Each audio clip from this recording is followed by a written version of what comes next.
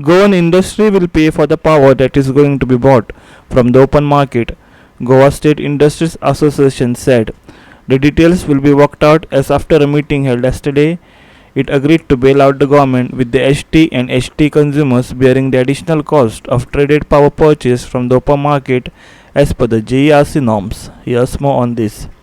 With the state facing a shortage of 100 megawatts of power, industries are bearing the brunt of the power cuts. As these cuts would last for over 10 to 12 hours, industries were forced to either switch to fuel powered generators which cost 5 times more or shut the entire factory itself. This arrangement is likely to be till beginning June 22 when the power situation should improve.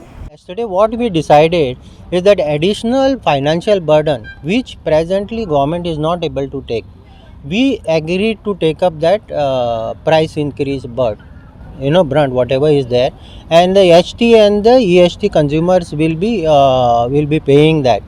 I hope that that amount will come less than 1 rupee.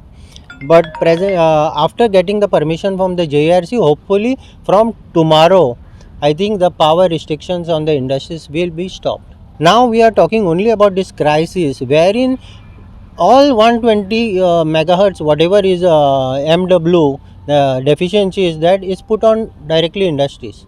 So all across Goa 20, 30 like that, all industry powers is being restricted, not for 1 hour or half an hour, it's for almost 12 hours.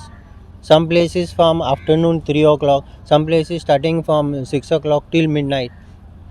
So this situation usually will kill the industry because it is not practical to work on a generator with a high fuel cost. So this is and small industries, it is almost impossible. They have to shut down. So that is why this stop-in gap we agreed to. Running of the industry depends on the power.